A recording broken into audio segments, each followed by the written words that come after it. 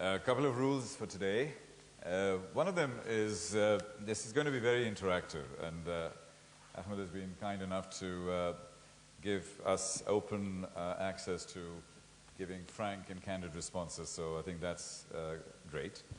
The second thing I think is really, could you kindly put your phones on silent or on vibrate, please? Because but if you go to your BlackBerry or your Samsungs and iPhones, it means we have failed, not you. So we're going to make sure that you keep engaged. So that's really the second most important thing. And how many people here are in JLT? How many companies here? Just want to get a cross-section just to get a feel. So it's about 15, 20%.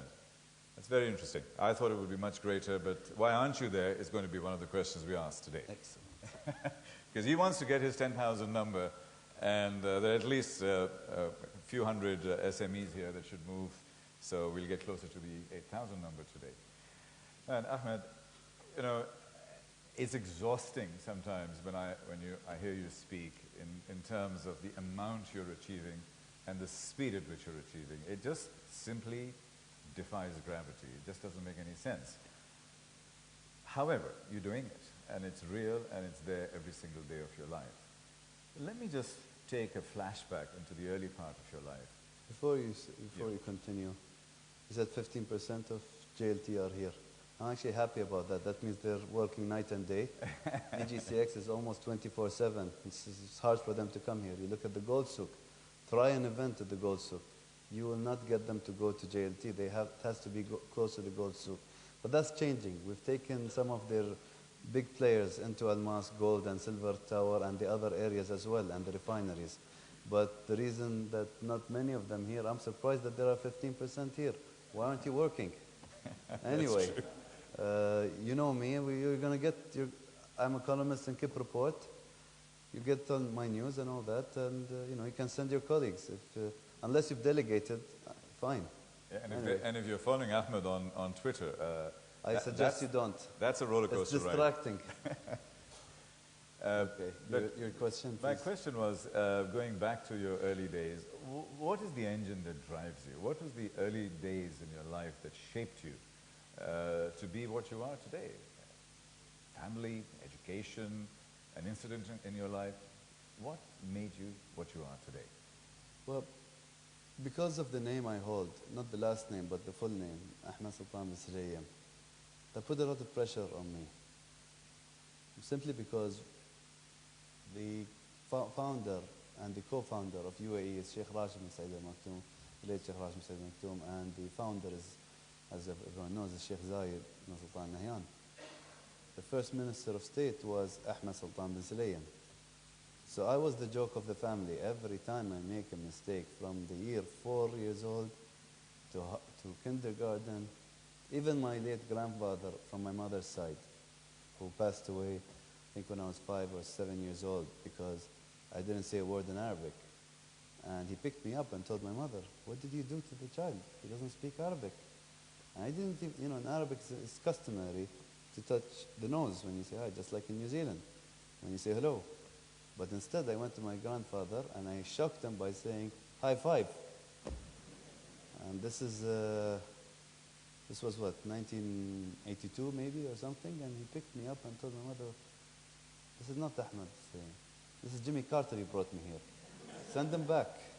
But started off at a young age. I mean, I had a good relationship with him at a young time. I do have some good memories.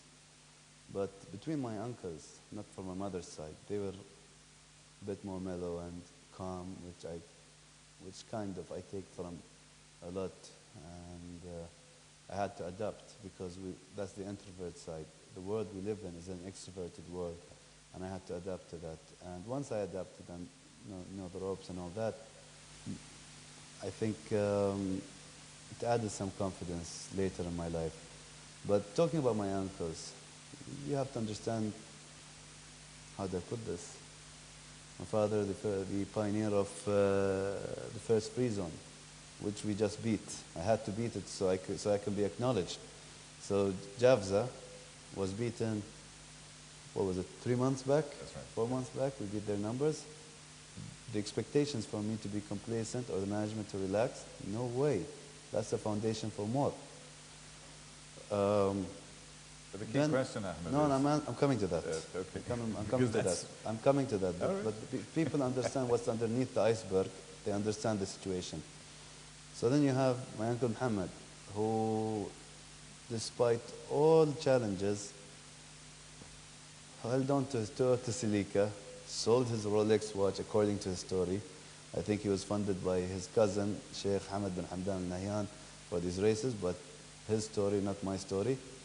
And he's been number 2, number 3 for a while until he beat Al-Hajari.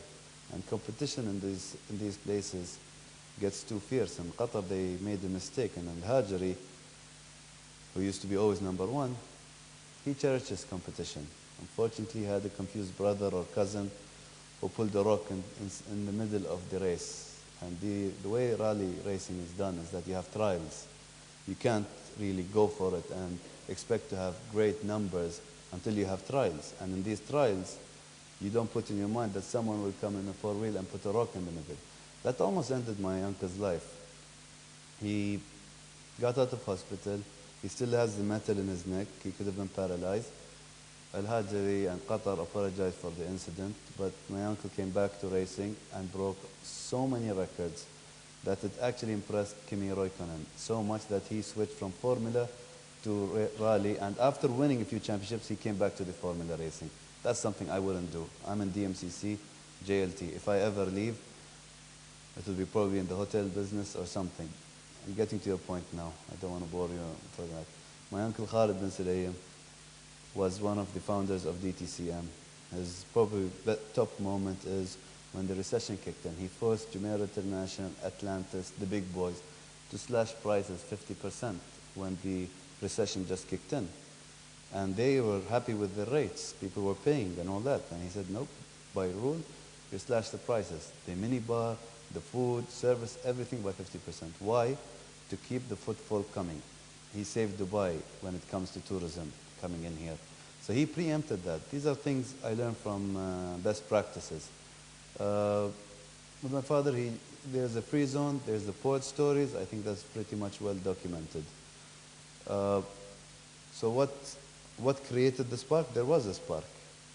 I never wanted to be my uncle, my father, and my other uncle, or even my grandfather. My response is like they would tell me to be 10% of the late Ahmed Bin Sulayem. I said, not even 1%. I'm not him, period. I'll do what I can. And I joined DMCC to gain experience. One thing led to another. It became a real free zone. I joined in, and I only wanted to be an employee. Do my job, go home. Do my job, go home. That's all I wanted. That's all what introverts want, really. They do their job, they go home. But we live. And I brought up the Al-Hajari thing. I was looking for the YouTube, actually, to not name and shame, just put out how people, sometimes things get out of hand. And someone told me, if I get you the video, just don't bring up my name. I said, fine, whatever. But it did happen, and it's well documented. And, you know, looking at people that go against the waves inspire me. But what changed while I was working in the MCC? We used to have consultants that advise us, me and Tawfiq Abdullah, our former CEO. And the challenges were not just the market. The market didn't believe any of this would happen because it failed in other areas, with areas that have bigger pockets. And there are too many free zones. It's too distracting. On top of that, not a lot of people understood the commodities market. So as time passed by, I learned more and more by interacting with our members. As you mentioned, 15% are here, and they probably delegated their work to others to follow up their job, but they're here because of the mutual respect we have with each other, and they're the closest thing I have to a family. It's surreal for me when I go to Al-Mas Tower and see members that I promoted on paper what Al-Mas is and that area, and I see them coming and going. And we aged a little bit, let's admit it. We did age a little bit, huh? That's the difference a little bit. But in any case, what changed? There was pressure, not from other cities, from Dubai, internal competition. Nobody wanted to join DMCC, yet again people were criticizing DMCC, and we didn't start yet. That's like planting a seed and demanding the tree next day. It was unfair, yet I accepted it. There were internal struggles a little bit, yet I accepted and I had to handle it. In addition to the executive chairman of DMCC, I've taken up the HR director for a second time. And I'm more known when I was chief operating officer in the early days of DMCC. I was more known when it comes to HR matters in firing people more than hiring. But when it comes to hiring, I look for the jewels. This time around, I have more experience and all that, but doesn't mean I'm not going to fire as much. It depends really on the employee that's there. What changed, you ask me? The unnecessary criticism of DMCC. Some from the media, I had to call them in office, explain and all that. And as the result came by, they realized this is happening. So they had to tone it down. There are very few that want to see a different story. Look, everything comes to an end someday, but hopefully not on my watch. And with God's will, we'll keep pushing harder. But that rubbed me the wrong way, and I did not come to work as an employee anymore. I came to work every day to make a point, or maybe 3 points. So that's what changed. That's what really changed, to make a point. In Dubai, even though people say you've made your point, just now when I was coming here, I had an SMS of one of the partners of Zuma. What are you doing this evening? He's ultra-retired. So I said, I have this function in ENBD. I sent him the link from Google, Gulf News. He says, Ahmed, take a break. And my response to him, he's a family friend. He probably sees himself as a godfather, God forbid. So he sends me, you should take a break. My response to him, when you're the man who pays me and the man I work for, then you can say take a break. For now, come and enjoy the show at Shangri-La. That was my response. The last few years is something that I enjoy. The only time that I really felt frustrated is when the recession kicked in, even though it didn't affect us, and I could not expose the fact that we are the second Dubai government creditor to sign up. I couldn't expose that because it will send the wrong message. And I don't want anyone to think that we're complacent and we're just talking about that story. We have work to do. We're a creditor. That will be worked out. But that frustrated me because it made me think back at all the years that I couldn't spend with family, and my brothers who grew up fast, and that really affected me. We pulled through, and we went fast. We went fast. We were registering companies left and right, and some of the challenges before the recession was companies could not move here because they couldn't bring their middle management to live here. It was too expensive. Property market was too greedy. And we were asked about this. I was asked about this ad that says, "Don't worry, there is no bubble." I'm not sure if this is Dubai government. I think it's a broker. It's trying to bring more business. There is no bubble. I mean, you choose the place next to work, or next to your best, next to your. Well, when I was doing my college year, either next to the university and food store. That's what's important for me. Food store and school. So work and and all that. That's what's important. But it changed twice, really. It changed once when I got rubbed the wrong way a few times, and my response is always in action. Never be concerned if I'm arguing with you.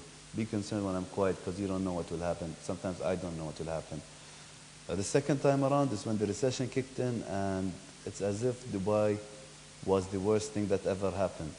The media went nuts, and some of them have been waiting for this. I know for a fact some of them have been waiting for this since the 80s, especially the Arabic media. With no shame, they jumped on Dubai like it was nobody's business. If you calculate the amount of Dubai bashing from the Arabic media, it's actually more bashing than on Israel. That is not normal. That's not journalism. Everyone knows that. But in today's age, I can sit here and say that. I can tweet that, and I can get away with it, and the MC probably wants to run away from me right now. No, not at all. Good? I'm listening. Everybody's listening. And, okay. No, well, in any case, this is what changed. This is what changed. And gaining experience and learning from the Indian community, from the Lebanese community, from the African community. Guess what? The Lebanese were in Africa as well. It was a nice advice I got from an old diamond tier in Lebanon when I first visited South Africa. He asked me, so what are you doing here? Well, we're here to meet the government of Africa to see how we can collaborate and bring, we can complement. And you know, we have the diamond exchange and we're at auctions. He says, if you want to slow it down, work with the government. If you want to expedite the matter, you talk to us. We'll tell you what needs to be done. And we did, and he was right. We talked to all the diamantiers, all the commodity industries. Where we fall short, and this is the next market that we're going to get into, by hook or crook, even if I have to learn their language, is the Latin market. That is something that Dubai and DMCC has fallen short. South America, for commodities, as far as I'm concerned, is a big must. There are a lot of tycoons that have moved to Oman because they don't know much about Dubai. But if the communication is there, we'll get them here. And we have a few Latin companies. I think one of the things on the Latin companies is they are strong on coffee and you're strong on tea. Why don't you build a coffee exchange? Because the coffee industry doesn't want it. The coffee is already listed in exchanges, but tea is not there. We have a tea center, we don't have a coffee center. And the coffee has advanced so much that you don't hear people, let's go to this tea center, tea place. You see tea shop, or you know, they say cafe and all that. So in branding, with the likes of Cafe Nero and others, they know their business and they all have different ways. But when it comes to tea, they don't want to do that. They don't want to commercialize tea. That's why it's not listed in any other exchange. The coffee industry are happy in having mass trading and price discovery on exchanges. But tea, like diamonds, refuse, because they sell you Malawi tea, Indian tea. There's even a rule in India, if you add 10% of non-Indian origin tea, it can't be branded as Indian tea. So there's a lot of complication in the tea industry, even though it's produced in the same environments as coffee. Again, it comes to the producer and industry and the market, the end users. What do you really care about tea? It's become a habit. It's in the movies. They always have coffee. They're into everything. You will not see some superstar saying, I need a cup of tea, because that will sound feminine for some reason. That's how deep it is. And there will be a day where we work it out. I mean, we tried to do a project with Tijari, and we called it Community. And everyone said they're on board, and that's the lesson we learned for DGCX. Sign them up, the market makers. Don't take their words for it. They pulled back because they don't like their tea to be commercialized. They like their tea to be handled as, how do I put this, beyond the delicacy. It's our tea, it's our identity, and it's different. So it's a different kind of challenge, but hey, Dubai is a #1 re-exporter of tea, and coffee is doing well everywhere. I mean, it's failed miserably in, not coffee, but Starbucks failed miserably in Australia. I don't know how many they opened, but you know how Starbucks business plan is. There's no ad for Starbucks. You won't hear on the radio, come to Starbucks. You won't even, maybe on the papers, but I even doubt that. There's the Starbucks story or whatever it's called, the book about it and all that, but there's no ads. They just see a coffee shop, an old one, and they buy it, and they brand it as Starbucks. They don't open new Starbucks very much. That's how they did it in the US. Ashaya handles everything outside the US. So in Australia, they opened Starbucks in a lot of places, thinking we're Starbucks and people will buy our tea. It had nothing to do with cost. But the end users in Australia are very peculiar about their barasti, about how it's done, and the quality. And they were very public that this is the worst coffee ever. 90% or 70% of Starbucks in Australia shut down. That is an impossibility that for someone to expect that. 10%, moving them around, putting Starbucks in the exact footfall, paying extra money, fine. But even that did not work on Australia, because you can get the host to the river, you can't force it to drink the water. And that's what happened to Starbucks. And I've learned a lesson from that. You got to look at the success stories, but you have to look at the failure stories. You have to understand why, for example, Samsung is doing better than iPhone. You have to understand what's the difference here. You look at these things, you look at these trends. Don't be too much in your own world. Don't, as His Highness stated, don't expect, always inspect. We see a lot of ambition. And one of the things we see is that you're going very, very, very fast. You mentioned that your uncle and your family and the peer group that you had gave you a lot of inspiration and a lot of learning. How does it Tough love, that's what they gave me. Tough love is good. How does it feel that you actually almost started at the top? I mean, you came in as a director in 2002, and that's what your titles were. And, Nope. If you go back to 2002, DMCC is a concept that's set to fail. That's what everyone was saying. And that's what you would say, and I wouldn't blame you because of the track record. And I came in as what am I, 35? It's over 12 years ago, so 23-year-old. Nobody would take me serious. In fact, even at 35, if I joined at that time, they wouldn't take me serious because there's no background. Now, I have the luxury of saying I have a 12-year track record. I have you saying, coming in as a big title, but what people don't know is that it was a volunteer at first, and I moved in to learn. It doesn't matter what the position. Look at the banking industry. Everyone's vice president of something. Does that mean anything? Doesn't mean nothing. How many vice presidents do we have here? Not you guys, the kids, that you give them vice president of, I don't know. How do you pull that off? And the salary is like a normal executive. But in any case... so you spent your early days wanting to learn and wanting to develop. Is always. That how you develop? It will never end. Learning, you never end. You have to always learn. And actually, in the last 3 years, I learned more than the last 12 years put together. Right. Especially when the recession kicked in. My message to my father and His Highness was, when the recession kicked in, I said, this is the best thing that ever happened. And they were like, why? Because no consultant can tell you who are your real friends and your allies. Now you get to see. You get to know your friends in two situations, in travel and in hardship. Yeah. And that's when you get to know who are your real family, who are your real friends. And I've kept score on every media outlet, every person that bashed Dubai, by the way. So when they come and they flip with the wind, I know your names. On the number, it says Judas. Okay, Judas.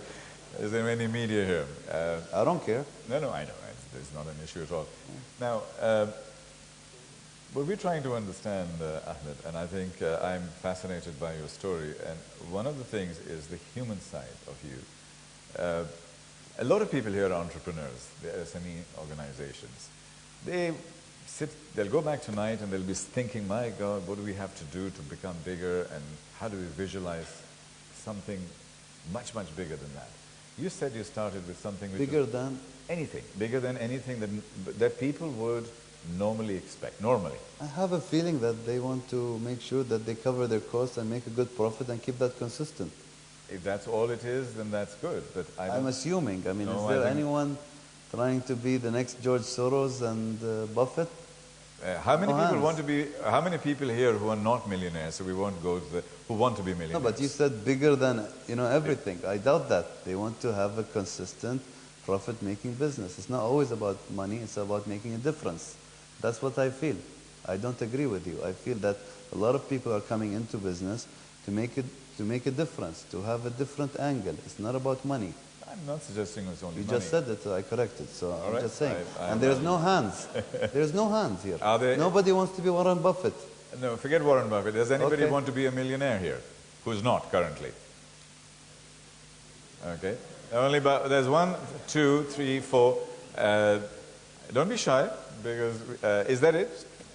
And how many of you have signed up for the lottery? Who wants to be a millionaire? Actually, it obviously means that the others already are millionaires. That's what it is. Now, the real reason for the question is that you have an amazing power to visualize and to be able to see beyond what people will see normally. In other words, as a phrase that I use, you defy gravity. So it's the people like you who change the world. What I'm for the audience to put together, to come to you and sort of say, what's that secret sauce that sits inside your heart? That's the engine that drives you. That you go and see beyond what is normal.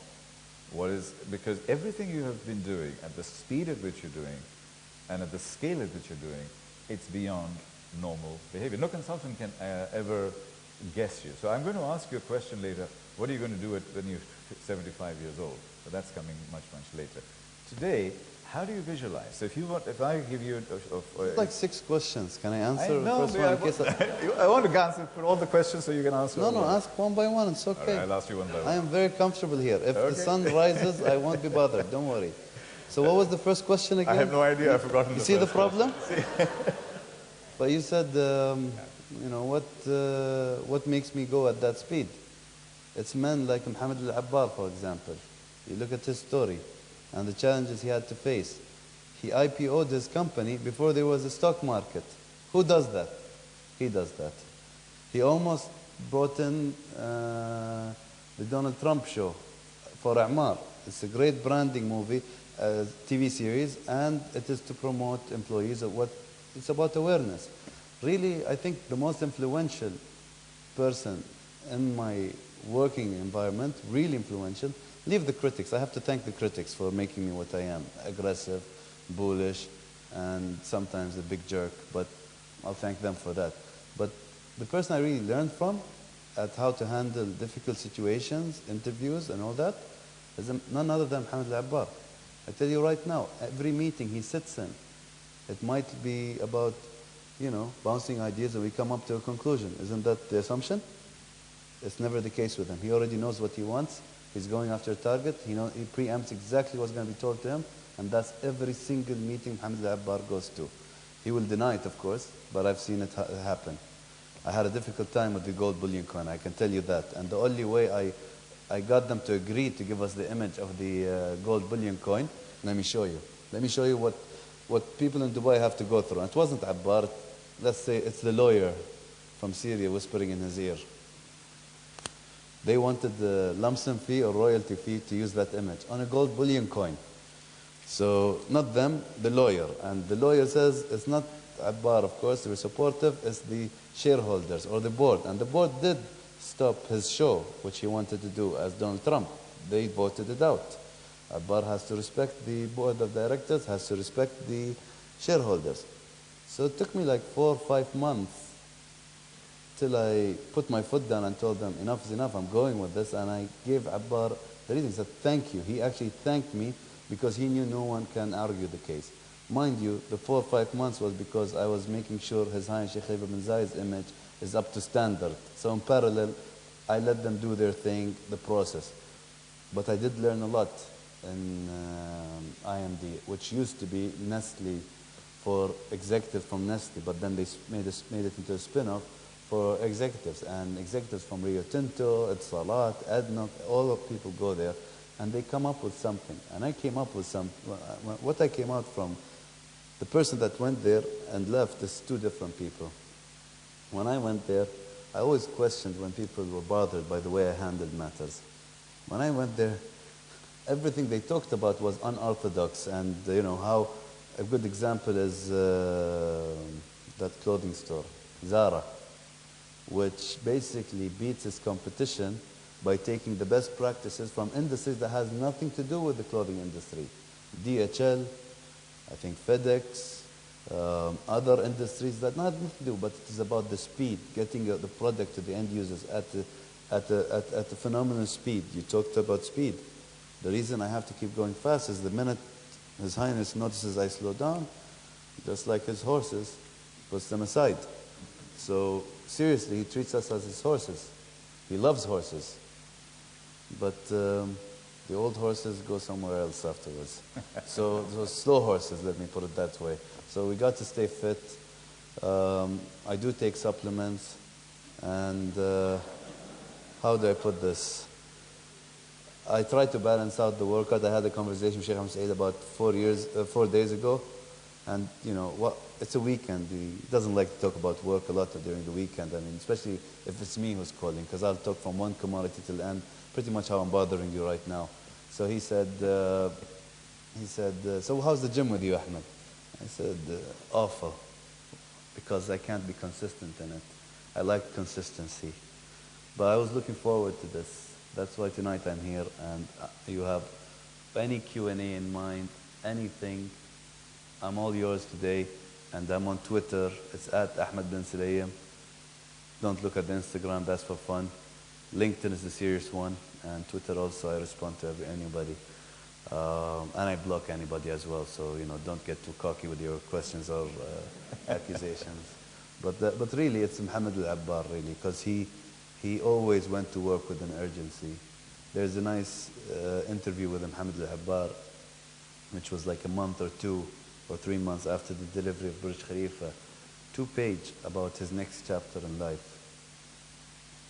And he said, what did the world expect of me after building Burj Khalifa? Sit down, like I'm sitting down, with chai karak?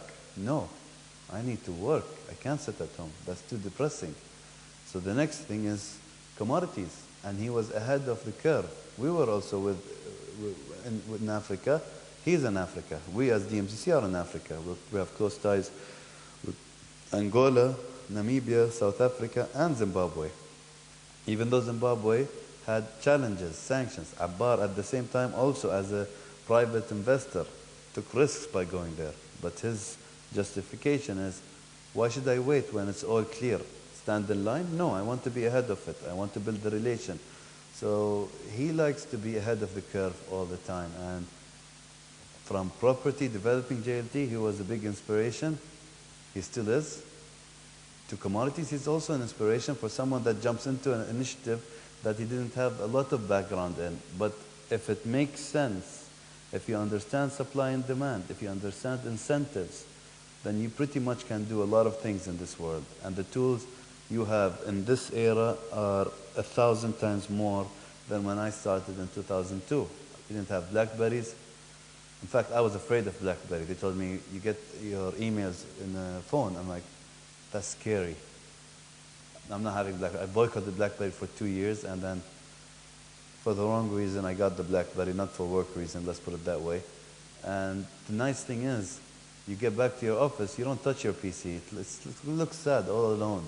I use it to watch maybe a big video shot of something, but it's not about exchanging emails. That's done on my Samsung Note 3, the iPhone sometimes, because I'm very fluent with the iPhone, but I'm learning on the Samsung Note 3. I dropped the BlackBerry since they've given the BBM messaging to Note 3 and the iPhone. But you have the tools. You have more than enough tools. So it's something amazing that we can do going forward. I mean, it doesn't matter what age you are. And I have a nice story about not giving up and keep pushing through. KFC, the man behind KFC, was always a failure in sales and whatever he did, but he never gave up. Then he saw this fast food industry coming up and said, I would dress up as a colonel and start selling fried chicken. Call it Kentucky Fried Chicken. Nothing to do with Kentucky. He's not even a colonel. And KFC is up there with McDonald's. And that was at the age of 55. So keep that in mind. Never give up. You made me lose it. Okay, now you can ask me your questions again. Okay. Since you're talking about KFC, I'll use the metaphor. Yes. What is your secret sauce and your secret ingredients that you put in? Because DMCC is one zone, JAFSA, TCOM, that's just in Dubai. And also, there are so many in the region. What makes you different? And what is the secret of that success? What's the ingredient there? Retaining the right skills, retaining the right people with the right attitude before everything else. You can have someone with all the PhDs, someone that built 20 free zones, but if his heart is not for Dubai, he or she will not deliver. If he or she has the right attitude and really have their heart at work, you will see some delivery. And you know what? At the end of the day, it's God's will at the end of the day. You have to understand that this is life. Murphy's Law really kicks in sometimes. And you have to have put in everything. You leave no bullets, take no prisoners when you go out there and work. And the benchmark are not TCOM. I do coordinate with Rastamani and the Dubai Holding Group, JAFSA. I do coordinate and we bounce ideas sometimes. But we have to be careful as in not taking steal concepts from each other. I give you a nice example. 2 years ago or 3 years ago, I went to the IMD Institute. I think IMD conference, no, not IMD conference, Milken conference. That was in LA. You can conspire all you want and say that was a reason for me to go to LA and enjoy watching a Lakers game all you want, but I was there and I bumped into colleagues from Adia and colleagues from, well, my friend from Dubai Holding, who's now the director of strategy, Yusuf Al-Mullah, and we went there. I wanted to attend all the commodity-related businesses. He wanted to attend all the finance business. I said, that puts me to sleep. I need to go, can we at least share? And I guess in the end, I think it was 20% commodity, and 80% whatever he wanted. I gave up afterwards because on the commodity side, but what they say publicly is different than what they do because you can't blame them. They can't really roll out what they want. They're businesses. And here we're free zones to attract businesses. Like I said, we attract the confidence in DMCC is unparalleled to any free zone because we attracted both Ambani brothers, both Reliance, around the same time, during the most heated time. Now they're working together, but they were in DMCC because they know beyond the benefit of doubt that papers don't get mixed up and we don't take sides. We do our job and that's it. But the point I'm coming to, we watched a movie called, and it was like my third or fourth time. I used to take a lot of friends and we go watch, last time in Ibn Battuta Mall in the cinema we watched Fast and Furious 4. So we watched Fast and Furious 4. I told my friend, you know what would be cool with all the speedsters in Dubai and the Autodrome and the Yas Island that's being built, to have a Fast and Furious in Dubai, and if not, have a replica of it. It was just a thought. I didn't care for the credit. He knows that. I care about commodities, gold, and all, and attracting and breaking records and these things. From that day, I didn't know. Him and his management were interacting with the people behind Fast and Furious. So by the time they agreed, it was Fast and Furious 7, I believe, in Dubai. 6 or 7? 6 is the one that's out. It's 7, that's the one in Dubai. 6 is the one in Germany. 5 is the one in... I think, was it 4 in Brazil? 5? 6, okay. Whatever it is. And actually they got them to agree. And it's going to be in Dubai. So whenever that happens, I'll take a break in case they run me over. Or if they film it somewhere else and, frame it. But that's the type of, we look at something and we don't give up. Some concept might take years. But once it comes to fruition, it's a beautiful thing. It's a beautiful thing to be delivered. And I think that Dubai movie will be exciting, just as it was exciting to host Kobe Bryant in Al Mas Tower and gift him the license number 24 since we registered from 1,000 onwards. It was number 24. I had a friend of mine said, Mike Tyson is here, he's doing his show, we'd like to bring him to Al Mas Tower. I avoided that because my ears are small enough. I don't need any misunderstanding, but it seems that he's a quiet person, but it's the quiet things that are the most dangerous. With the pigeon voice. Yes, he's a very interesting man. I don't understand his show, but that's another discussion. I don't think he understands his show. There you go.